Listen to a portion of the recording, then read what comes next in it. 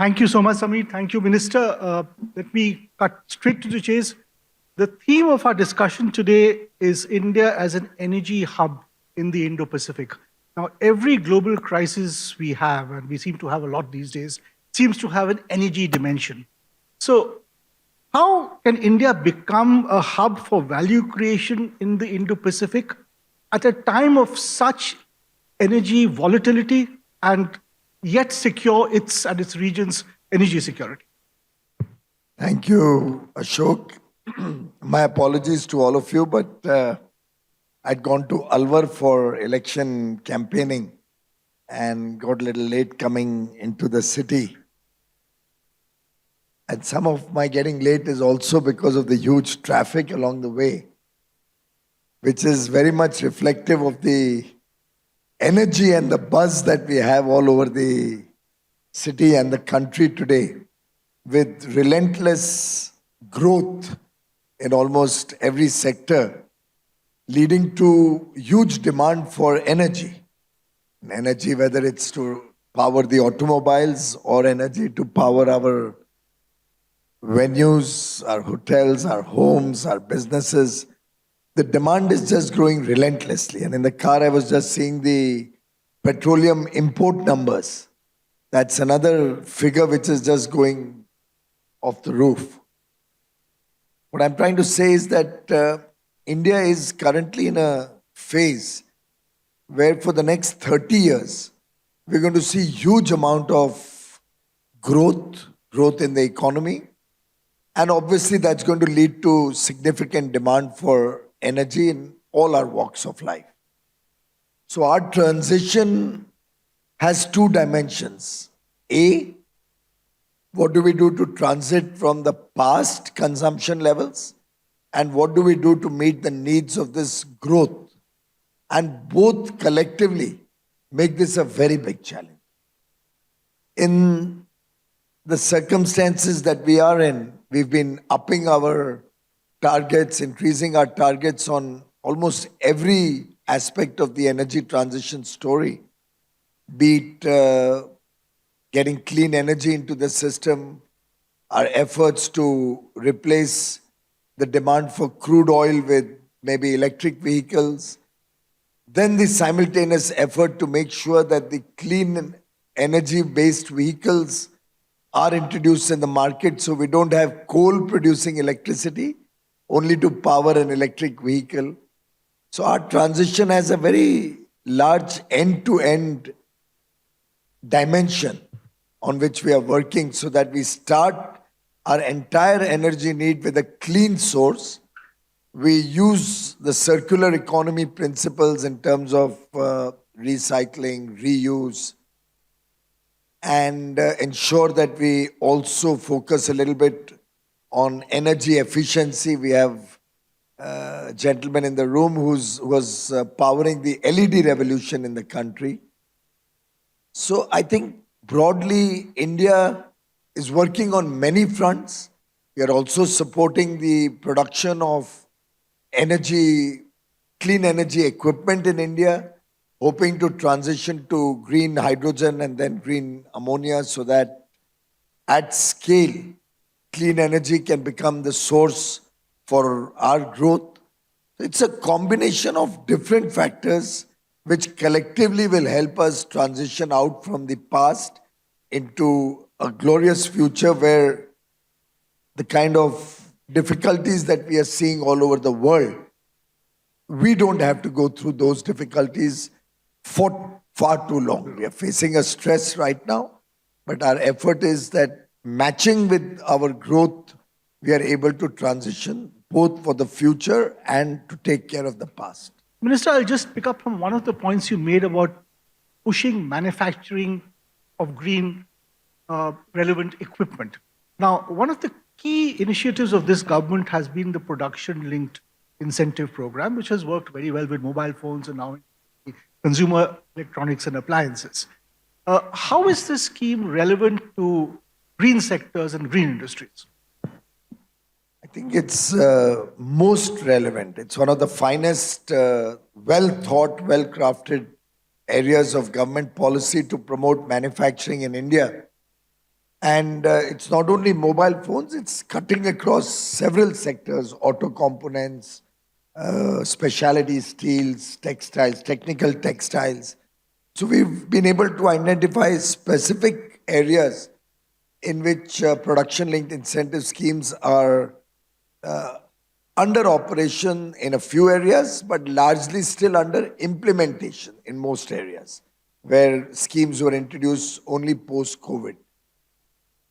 I think in green energy, we have some investments coming in for solar, highly efficient solar PV manufacturing, PV module manufacturing. Green hydrogen also has received some government support. But I think these are the areas and areas in energy efficiency. We have, for example, LED bulbs. We have gone in for all the components of LED bulbs receiving support under the PLI scheme so that our import dependence on LED bulbs reduces significantly. So like that, every aspect of energy, we should be able to support wherever required. Now, we have certain aspects where the support is possibly indirect. Ethanol, for example, the support is only in terms of our buying the ethanol that is produced in the country and allowing its blending in petrol products. Other than that, we don't need to give a cash support. We do give some interest subsidy for those who are setting up ethanol plants. Broadly, what we are looking at is seeing where the support is really required and where the program can be self-sufficient. Ideally, I am one of those who believes that subsidies can only be like a kickstart. When a motorcycle is being started or a scooter is being started, you give that extra kick and get the machine going. After that, it runs on its own using minimal energy or energy source. I think the PLI schemes broadly function on that principle. The effort is only to give it that momentum in the initial period. But ultimately, Michael Porter's theory will work, that every country will have its own competitive advantages or comparative advantages amongst nations. And wherever we'll be competitive, wherever we'll have ability to produce high quality goods at efficient and competitive prices, we'll make a mark. Minister, you spoke about comparative advantage. Right now, obviously a key imperative in trade. You are, in a sense, India's FTA minister. That's your responsibility as commerce minister.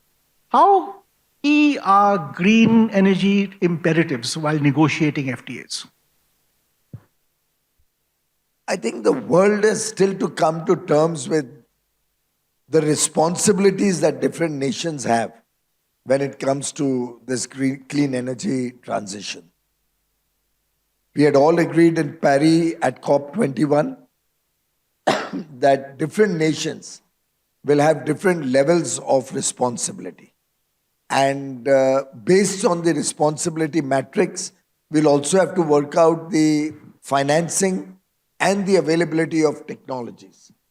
We have yet to see the world come up to the expectation, the developed world, come up to the expectations of or the needs of funding, particularly low cost, long tenor funding that would be required for meeting the transition financing needs. At the bare minimum, and I think this figure really has no great significance in terms of its ability to assure total transition, but at the very bare minimum, it was expected that $100 billion would be made available by the developed world, the polluters in the first place. After all, India is not the person who's responsible for this mess up there. Despite supporting 17% of global population, our contribution to greenhouse gas emissions or the depletion of the ozone layer is barely 2.5%. So we are not the polluters in the first place. And keeping in mind the polluter pays principle, it was expected that these countries would go that extra mile by providing very low cost or zero cost, long tenor funding, grant-based funding to encourage the less developed countries and developing world to transition. Sadly, they've let down the whole world. And neither do I see the ability nor the enthusiasm in the developed world to really meet that obligation. Secondly, energy transition also has a lot of technology needs. I'll share two specific examples to give clarity to the needs, how important technology can be when we are looking at transition. If we see the air conditioning, the traditional air conditioning leaves behind a huge impact on the ozone layer. Newer ways of cooling, newer technologies have been developed, but that technology is held by a cozy club of 2 or 3 companies who charge an arm and a leg for it, because of which it's so unaffordable that consumers in, let's say, a country like India cannot be forced to pay that higher value because of the sins of people in another country who have enjoyed all the benefits of low cost and have messed up the environment during their development cycle. So a country in Europe, which is today a $50,000-$60,000 or $100,000 per capita economy, has achieved that on the back of low cost of energy. Very easy to preach to the rest of us today that we should be doing something to keep environmental concerns before us when we take policy or when we ask our consumers to spend more. But the reality is the consumer is going to say, I never caused this problem in the first place. Why should I pay for the sins of somebody else? And therefore, technology will have to be made available so that that extra cost on air conditioning will not be borne by our consumers, and the huge profit that certain technology developers make has to be socialized to allow this energy transition to happen. The second and more important element is the transition from coal. India is one of those countries which has massively injected intermittent power, whether it's wind or solar. These are intermittent sources of power. They are not available on a steady state basis through the day. Particularly in the peak hours, you could be totally stressed out if one was to look at even greater degree of renewable energy. So the base load, which today in India is coal, needs to be replaced by an alternate base load. I remember so many conversations with very senior leaders where I'm telling them, give us an alternative, we are happy to change. But nobody in the world has any viable alternative to offer. Some people do talk about nuclear, but I don't think there is enough capability or capacity to even manufacture nuclear plants needed for the growth in our power requirement. Forget what we are already consuming. Our annual 8-10% growth in power also cannot be met by all the nuclear plants that are made all over the world. So I think the world will have to recognize this very serious challenge of an alternate base load to coal before they preach to us that we have to look at transiting from the old traditional sources of.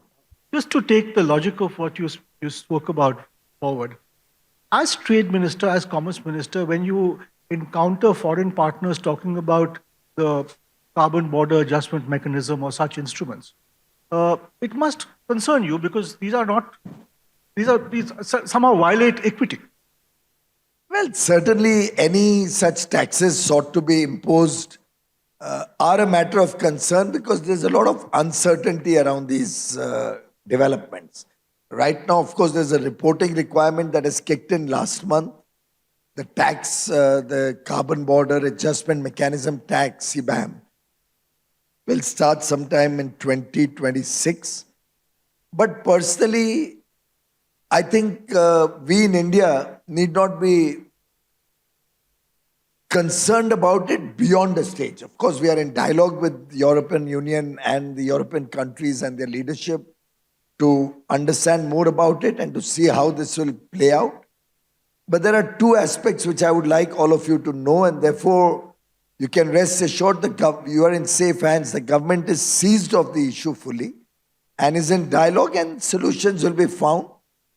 One, if the country from which the goods originate taxes carbon at the level at which the European Union taxes their domestic companies, then there will be no additional tax on our exports to those countries. So if we collect the tax in India itself and use it for our green energy transition, which indirectly will help the same companies who are exporters as they transition to cleaner energy and bring down their carbon footprint, there will be no additional CBAM tax at the European border. And we'll find a solution around a domestic tax which will take care of equating European and Indian taxes. Of course, we are talking to them that the unfair part is, how can carbon be priced the same in India as it is priced in Europe? So we are still in negotiation on that aspect. But as long as we keep the taxes at home, utilize it for our own green energy transition, I think we won't have an uncompetitive edge in our exports to Europe. Their own concern is they're trying to make their own industries survive. Because if they tax carbon in Europe and we do not, their own domestic industry will collapse. And I think it's only fair that every country has to at least provide their own country, companies or manufacturers, a level playing field. So I don't grudge them that. They could jolly well as impose it like a GST or a VAT, a domestic VAT. Then they would be entitled to have a countervailing duty on their borders for anything we exported. In fact, that would have been worse for us. This is better that we have an opportunity to keep it here. But I'll give you the other dimension, which I keep repeating to all the friends from Europe, including my meeting with the commissioner last week, where I said that this step is going to cause the death knell of manufacturing in Europe. Now just imagine, steel or aluminium is only a base product. On the top of that will be all the value-added products that are manufactured there. First casualty I can visualize is the auto sector. Auto sector of Europe will be over, which will be a great opportunity for countries like India to develop a very vibrant auto sector.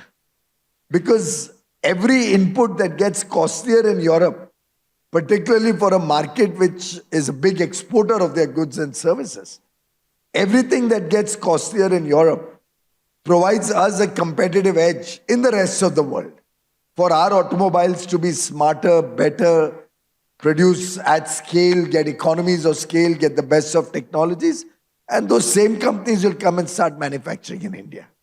So they are actually shooting themselves in the foot, is what my personal assessment is, and I've been sharing it with the Europeans.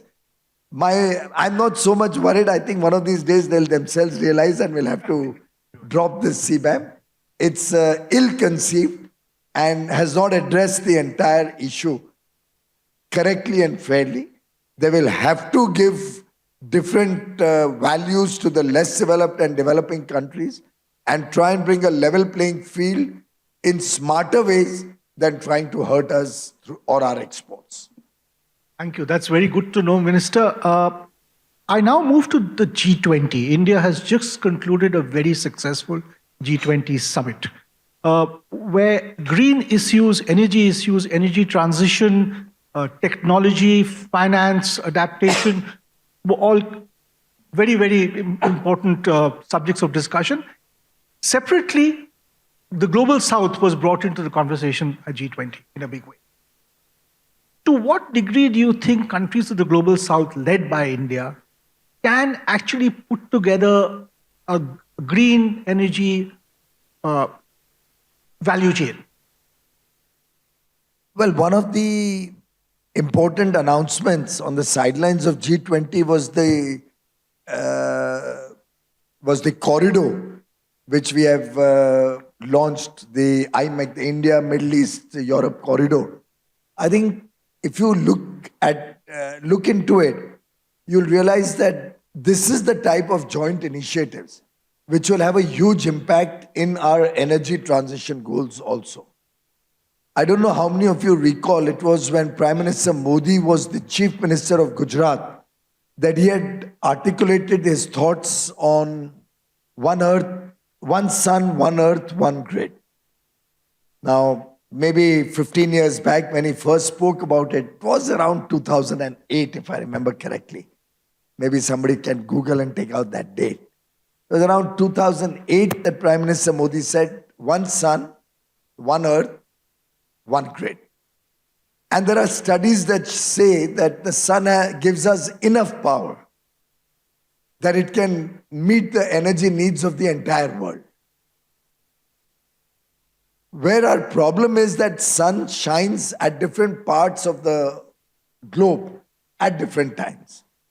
But if you imagine an interconnected grid all over the world, you will have each country receiving power during its peak hours from another country which doesn't need it at that point of time, and we sending our power, surplus power in the afternoon hours when we may not need that to another country which is experiencing peak loads or peak demand.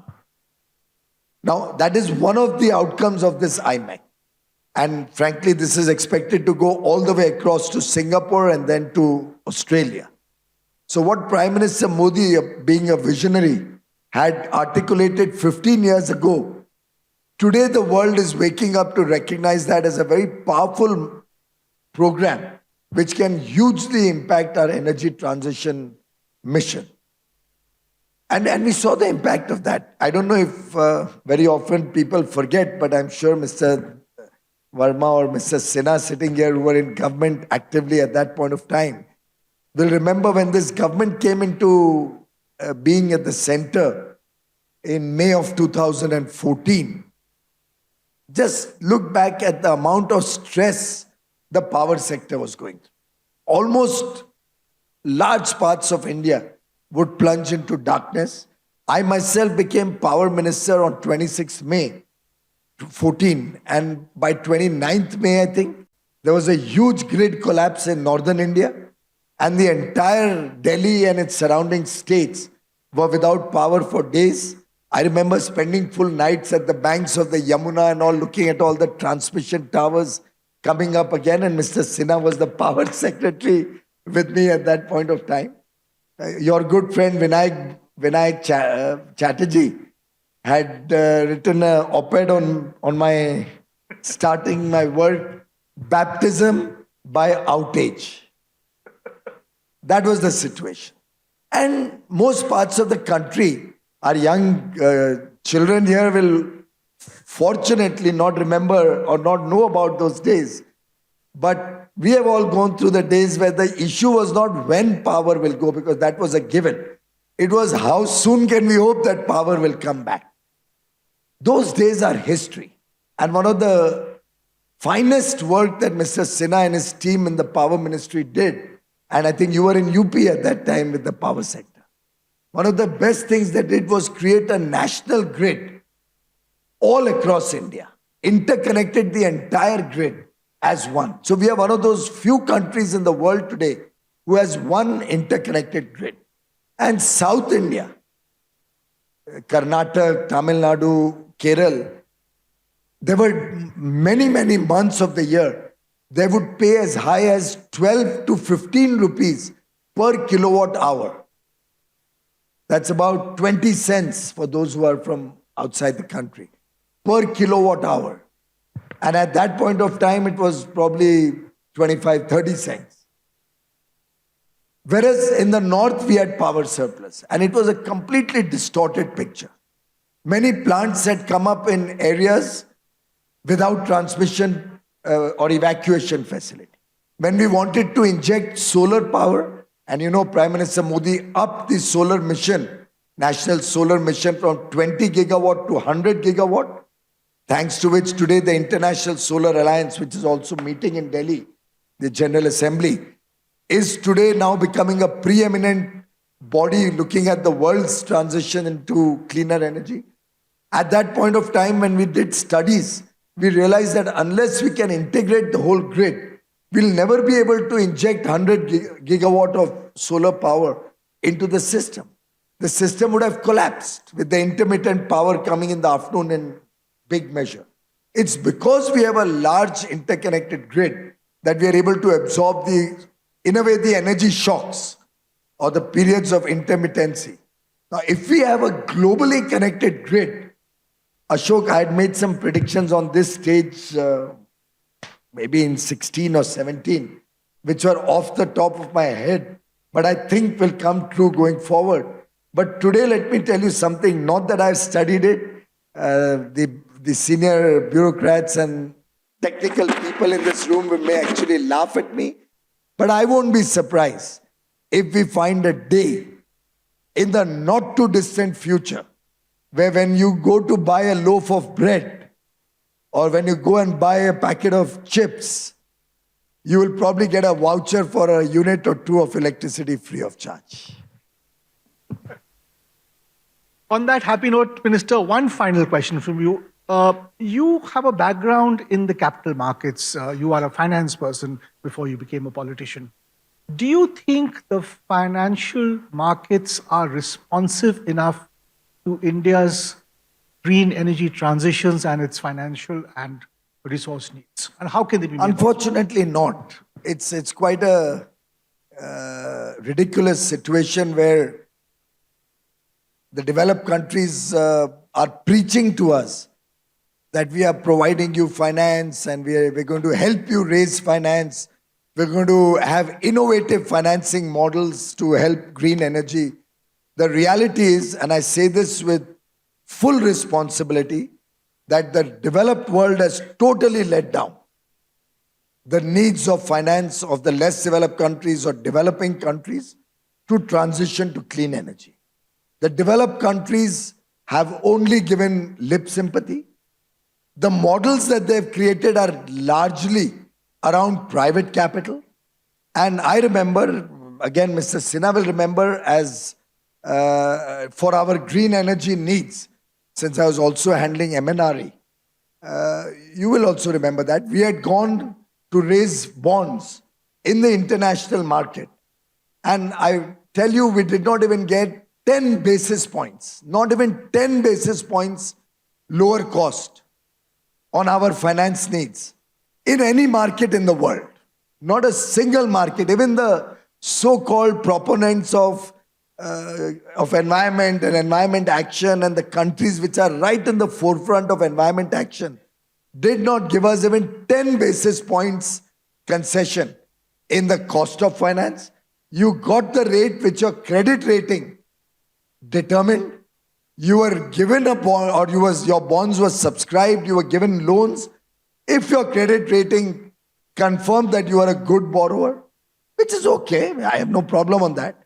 But the concessional finance aspect is totally missing. It's like telling us, you need to transition, but we can't do anything about it. Go to the private sector. I'll give a call to Citibank or Merrill Lynch or Goldman Sachs to help you raise money in the banking system at market-driven prices, at tenors that the market will determine, at interest rates and costs and repayment cycles that the private banking system will determine. It's completely an unfair situation, not at all acceptable. And that is why I say that the developed world has a lot to answer to the world's problems and are entirely responsible for the current state of affairs in the world today. Absolutely. That's a very sobering note at which to end this conversation. Just before we let you go, Minister, I'd like to invite Priya Shah and Mannat Jaiswal, who are co-editors of a book on energy transition. And I'd also like to invite Vice President of GAP, Saurav Kumar, onto the stage to present the book to the Minister.